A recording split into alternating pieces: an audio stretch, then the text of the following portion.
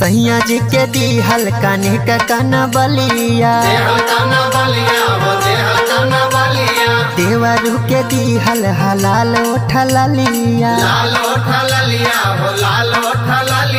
ए सैया जी के दिहल काने का काना बलिया देवरू के दिहल हलाल उठला लिया तो मोहरे नहीं हरे का हो मोहरे नहीं हरे का ये गोरे सोनार हो न दुनिया उधार देले बा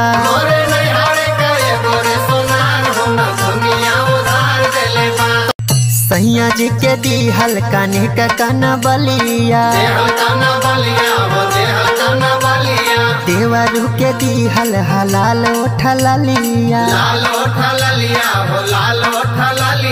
ए सैया जी के दिहल काने का काना बलिया देवरू के दिहल हलाल उठला लिया तो मोहरे नहीं हरे का हो मोहरे नहीं हरे का ये गोरे सोनार हो न दुनिया उधार देले बा।